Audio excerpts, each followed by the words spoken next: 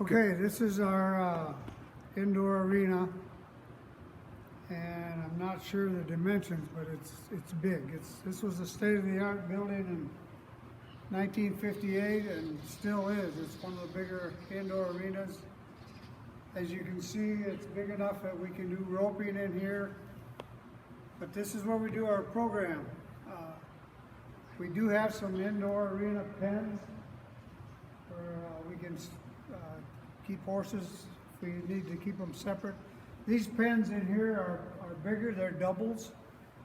They're bigger, and so sometimes you can put 2 or 3 horses in one pen, but basically it's just holding pens for different kinds of horses. So when we start our program, the kids come and they congregate right here in this area. Normally we have some tables set up, and kids have to wear a helmet, and they got to be properly fitted. Every kid that rides in our program has 3 people that are on their team. One of the members is the leader who leads the horse. So when the kid comes in here and gets their helmet, the horses are already saddled. We saddle them along the side of the barn. You can see where the numbers are down now because we're painting. But normally those straps hang in there. There's 1, 2, 3, 4, 5, 6, 7, 8, 9, 10. We usually have 5 horses to a program. And the horses, the leaders come in half hour early before the kids get here. They go out in holding pens and get the horses and bring them in and clean them up and groom them and saddle them up, and they're all ready to go. They're lined up here when the kids come in. And then the instructors call the kid. They call, okay, Jody, it's your turn. And so there's 2 assistants, 2 sidewalkers with the kid. And they make sure that the helmet's on, and then they come in through here, and they come over and they get on the platform, the mounting platform, and then the instructor gets them up here, he gets them ready, and they stand here, and then the kid has to say the name of their horse. They'll say, okay, Charger, walk on. And then the leader brings the horse in here, and this is where they mount. And we have kids, our students, our clients are from 3 years old to 66 years old. That's usually our limit. So anywhere in between. And so they could be little kids to big adults. So some maybe need help getting on with a box, some just get on their own. And then we have a lift.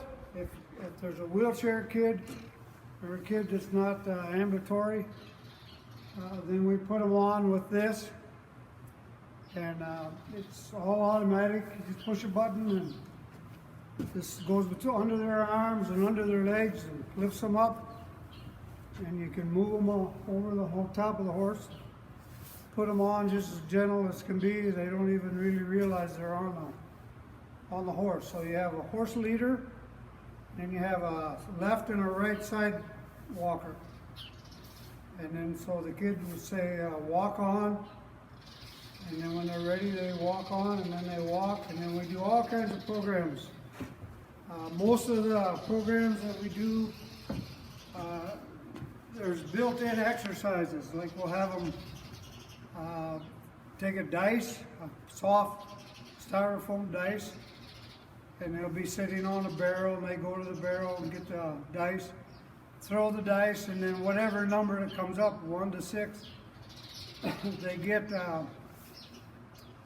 bean bags or rings or whatever they have, and then they have to go and toss, so they stretch, and then we have them do stretching exercises. They do arm lifts, and they twist across, touch their toes, and do all different kinds of exercises. We try to do 5 kids that do the same abilities. And so they'll have one session at 5:30, like on a Monday night, And then the second session will be at 6:30 and the third session at 7:30. So we can do 15 a day and up to 45 a week. So basically, then when our goal is when these kids come, eventually our goal is for them to graduate. They move on, and which means they become independent riders. They can ride all by themselves. And so then later on, then they'll have horse lessons. They come later, and that's a different session. And when we can, we start in, normally we would be going right now. We'd start in the first part of April and go to the end of May. And obviously because of the coronavirus, we can't do that. But right now, if nice days, we go outside. We have an outdoor arena on this side, and we have a round pen on the other side. And sometimes at the end, what we like to do the very last day is a trail ride. And we can go out in the pasture, and our sessions are 50 minutes. Kids are usually from the time they mount to the time they dismount, it's 50 minutes. And so they come once a week, and we have a lot of students that have been with us since they 4 or 5 years old and go all the way up to high school age. So that's basically what we do. They also learn how to groom eventually, if they're able.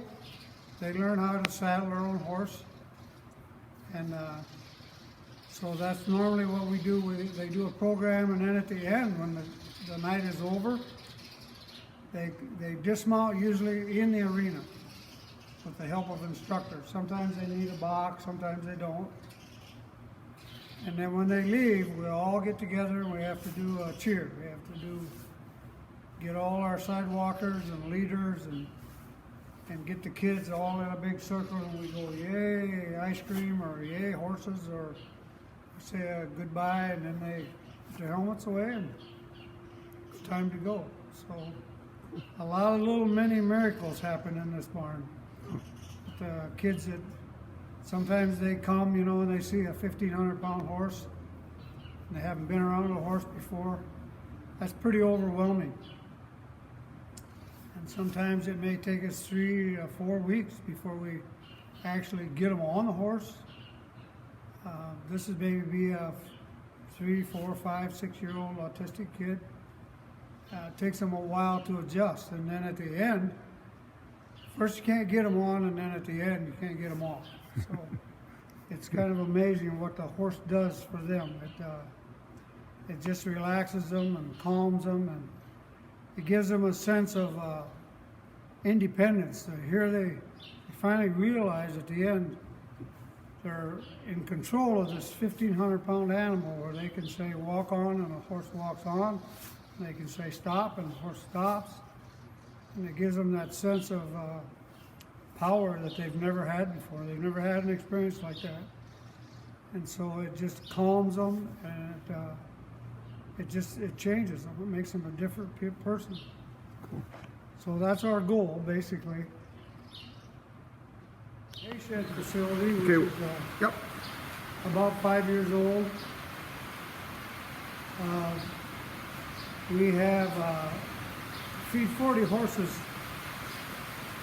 or the horses that we have during the year, all the way from start feeding them in September all the way till now. It takes about 5,600 small squares, and that's what we like to work with, but we don't have enough volunteers to do that, so we have to put our bales up in big squares or big rounds, and then we have to deal with it in a different way than we would a small square. Normally this is full of hay in the fall all the way up to here, and the machinery has to go outside.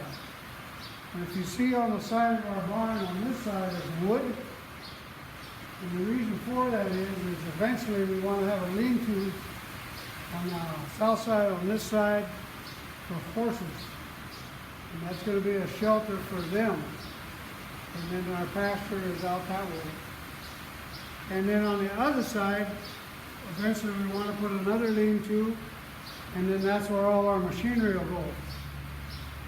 So we used to keep all the hay in the barn, which was actually against the rules for fire, and that's why we had to build this building separate. So we're fortunate to have this, and we have to have good hay for our cattle or our horses. That's the most important thing. And okay, I'm going to go down here and just get a little closer view of the hay. So here's the big squares sitting right here, and then round bales sitting right here.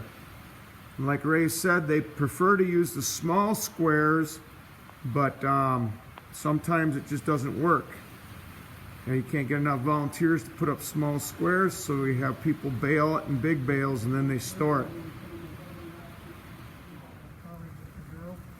Okay, here's a new round. This was built maybe just a year ago, and this is the round riding pen. So it's kind of raining today, so I'm not going to spend a lot of time out here. But this is all made out of white oak boards.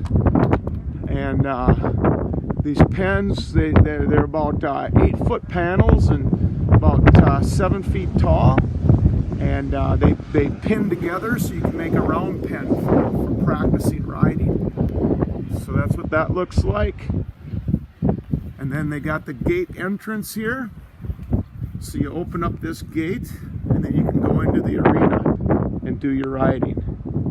So that's about it here. So we'll go back inside the arena and look at a few more things. Okay, back here, this is our lean-to area, which is just where we keep our program horses. Like nights, we're going to have programs, 3 o'clock in the afternoon or so. Vicki Patterson, barn manager, she'll bring in the program horses. She'll bring them in here, and so the ones we're going to use for the night, when the leaders come to get them, they've got their names on the pens, and they go to the pen and pick the horse that they're going to lead tonight and go out and get it groomed up. So this is just a holding area. We used to keep our hay back there, which was against the rules for insurance. So now way in the very back is a little storage area. But this is just an area for us to keep our program horses in the wintertime and bad weather. And today, the rain, they don't mind being out in the rain, but sometimes we'll let them it's a loafing barn. They can just come in here and get out of the weather. And it's just kind of a storage for our program horses, all it is. So, Okay.